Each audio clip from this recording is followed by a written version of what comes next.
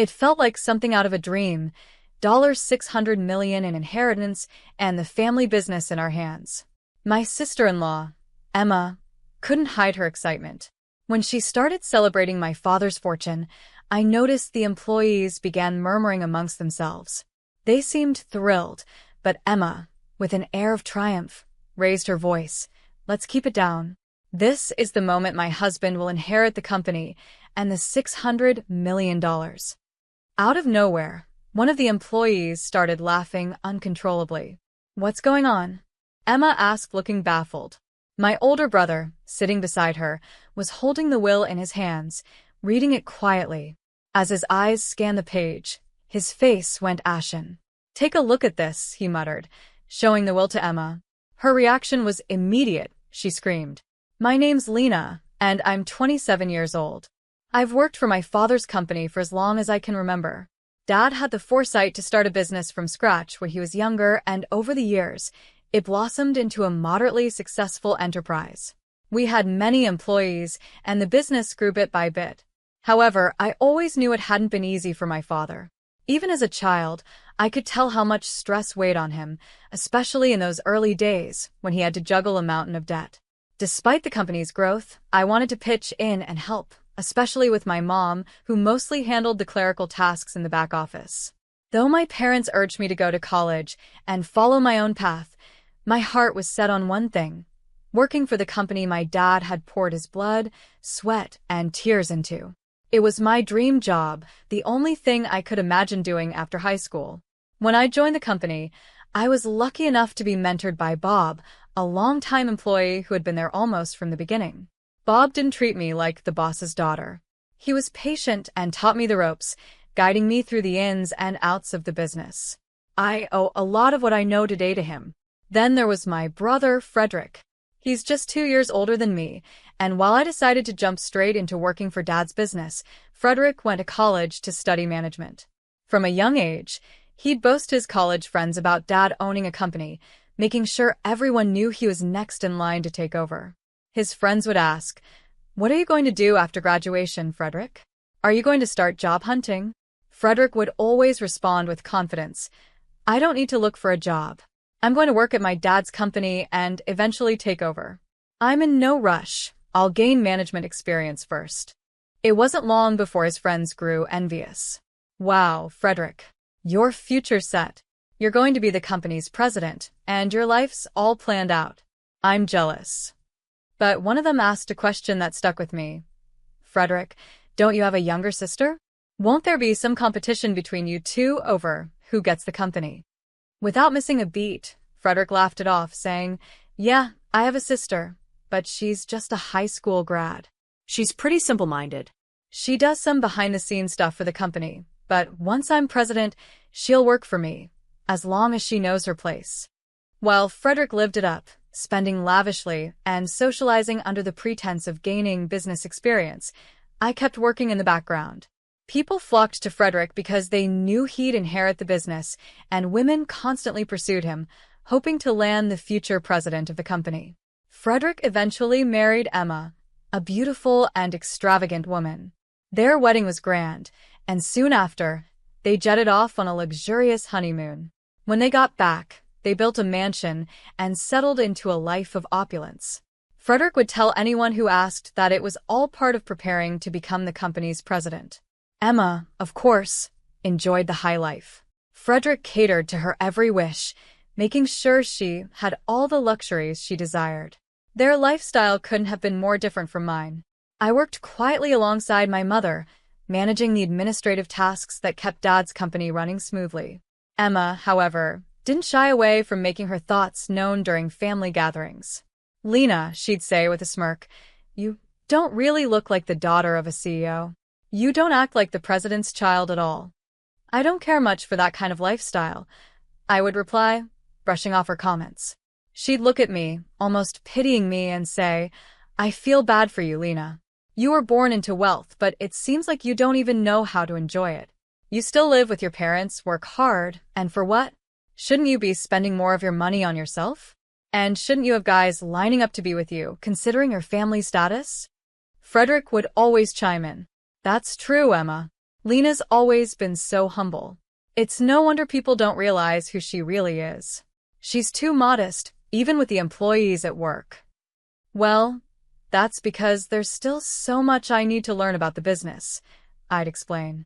A lot of my coworkers are more experienced than I am, so I can't just act like I'm in charge. Frederick, always unimpressed, would shake his head and say, "That's exactly why you'll never be fit to run this company. A good leader needs to stand tall and command respect. Leave the small tasks to others and stop trying to do everything yourself." In moments like these, I often thought about what Dad had taught me. Never look down on others, no matter how successful you are, he'd say. But whenever I tried to share my thoughts, Frederick would cut me off. He'd roll his eyes and say, "You know, Lena, men don't like women who try to act all logical." And of course, Emma was quick to follow his lead. "If you keep talking like that, Lena, you'll never get married. You need to make yourself more appealing, don't you think?" Fredrik grinned. "Yeah, well, when I'm president, I might just fire an employee like you." With those final words, they would leave. My mother, who'd stayed quiet through it all, would wait until they were gone and then turn to me saying, "Lena, you're doing a wonderful job at the company. Don't let your brother's words get to you." Dad would give a stern nod in agreement. He and Mom had always been vocal about their disappointment in Frederick's attitude, but after one too many arguments, Frederick and Emma stopped visiting our house altogether. It had been over a month since we'd last seen them. I vividly remember the gloomy atmosphere that surrounded us back then. So, trying to ease the tension, I said to my parents, "Frederick and Emma can say whatever they want. It doesn't matter." After that, Frederick and Emma continued living their extravagant lives, dining at high-end restaurants and vacationing at famous resorts. It was clear they were doing all of this to project the image that Frederick would soon become the president of our father's company. At the time, my father was busy working hard to expand the business. One night, though, everything changed. While we were at home, he suddenly complained of chest pain. "Dad, are you okay? Just relax. I'll call an ambulance," I said, panicking as I grabbed my phone. As we waited for the ambulance, my father gestured weakly towards a drawer. "Lena, get this," he said. I quickly opened the drawer and found a letter. "I want you to read this if anything happens to me. The rest is up to the lawyers," he said, struggling to get the words out. Then, right before the ambulance arrived, he lost consciousness. Despite our efforts to rush him to the hospital, he never woke up. He passed away, leaving us heartbroken. Frederick and Emma were away on yet another vacation when Dad died, and they didn't return until 2 days after the funeral. When they finally arrived, Frederick had the nerve to say, "Well, we're just glad we made it in time." I never imagined Dad would pass away while we were on holiday. I was speechless. They showed up with no sense of urgency or sorrow, as if it wasn't a big deal that my mom and I had to handle all the funeral arrangements without them. Later, I pulled Frederick aside, out of earshot from the employees, and asked, "Couldn't you have come home earlier? You knew Dad wasn't doing well." But Frederick brushed me off without a shred of remorse. "I couldn't, Lena. Our return flight was already booked." Then, without missing a beat, he turned to the employees and, in the most self-assured voice, said, "Thank you for your support. From here on out, I will honorably take my father's place as president." Emma, always quick to feed his ego, chimed in, "That's exactly what Frederick would do. I mean, look at everyone. They're speechless because they're so impressed, right? It's only natural, given his dignity." I could hardly stand to be around them, but I reluctantly led them and the employees to the meal ceremony after the funeral. Frederick, of course, continued to act like he was already the president. As we sat down to eat, he complained, "Lena, is this really the food you chose? The quality is disgraceful. It tarnishes Dad's reputation as president." I held back my frustration and replied, "Mom and I made these decisions together, Frederick. And frankly, I don't need you telling me how to handle things." But Frederick wasn't done.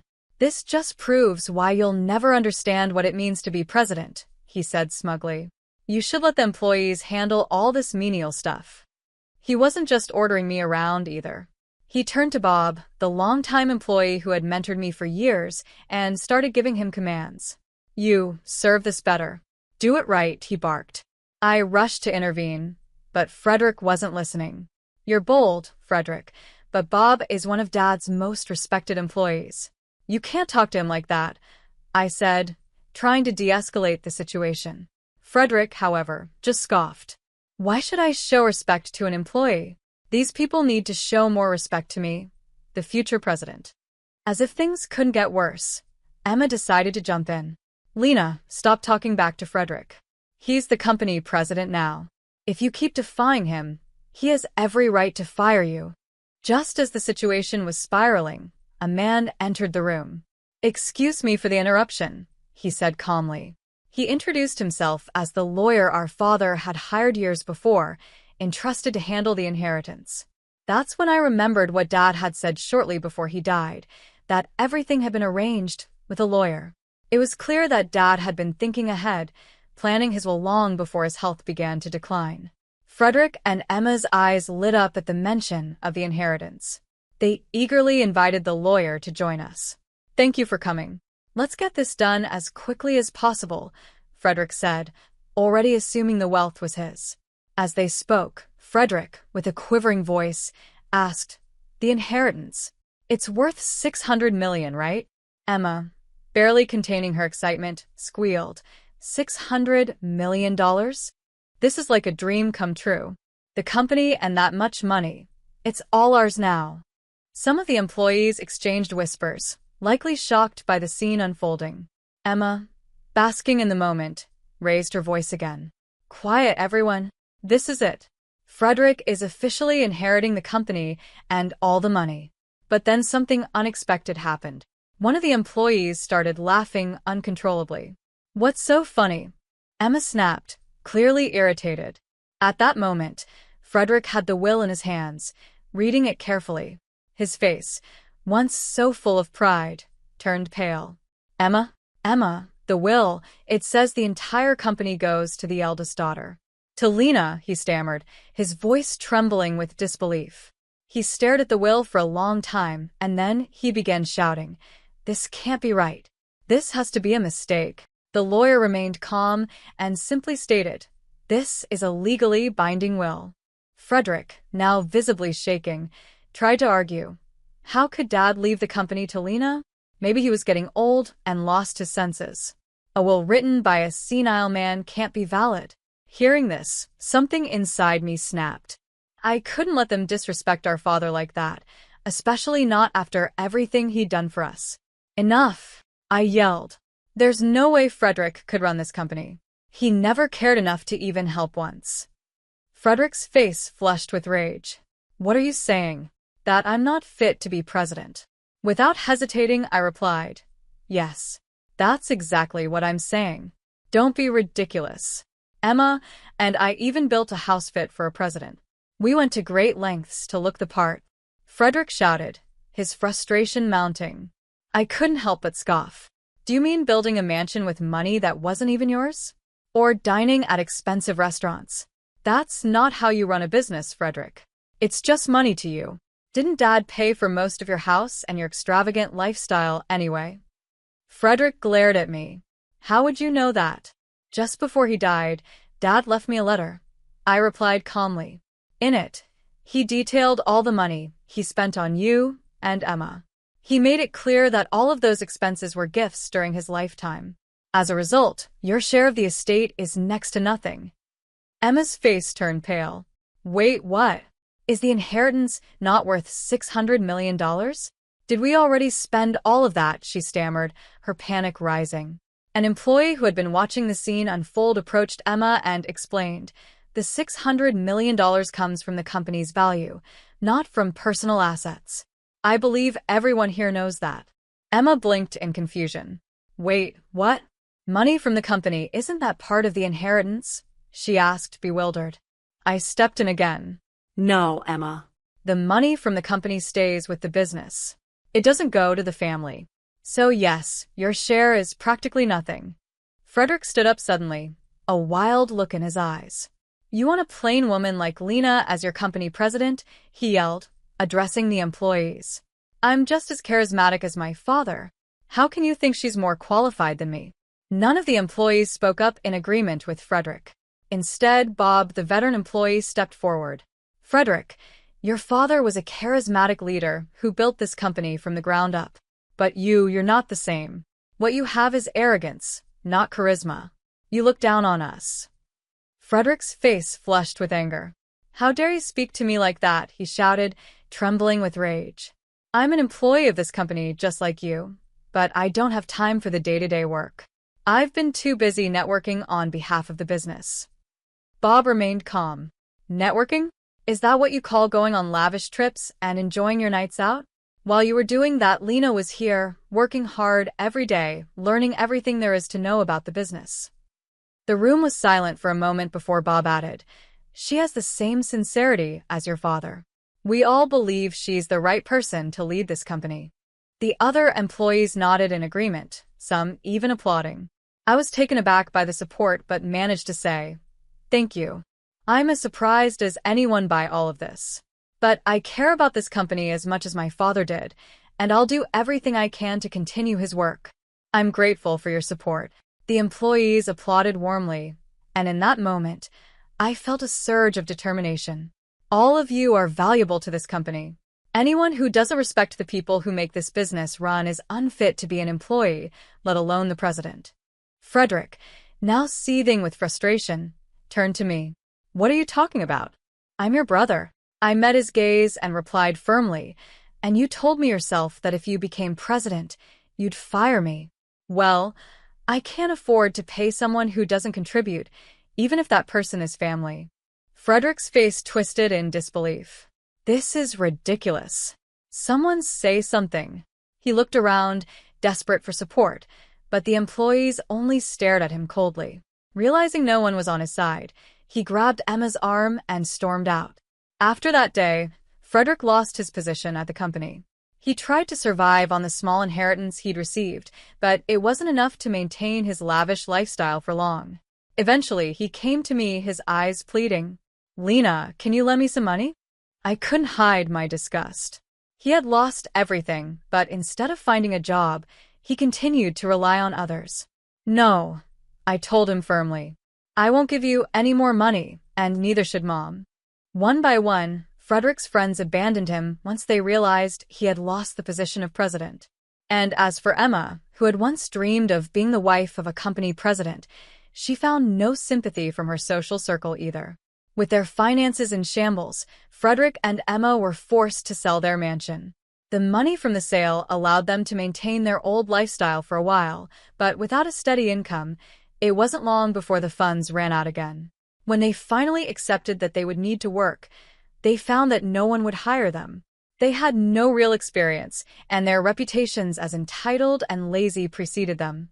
Frederick eventually found a part-time job at a convenience store. It wasn't the glamorous position he once envisioned for himself. His coworkers, many of whom were much younger than him, often told him his work was inadequate. Emma, too, had to swallow her pride. She took a job as a cashier at a supermarket, working long hours for a low wage, far from the life of luxury she had once mocked others for. Meanwhile, I threw myself into the work my father had taught me. With the help of Bob and the other employees, the company continued to grow. The unity within the team became stronger than ever, perhaps even as a result of everything that had happened with Frederick. I've vowed to continue working hard, not just for the sake of the company, but to honor my father's legacy. I know that, wherever he is, he's proud of what we're building.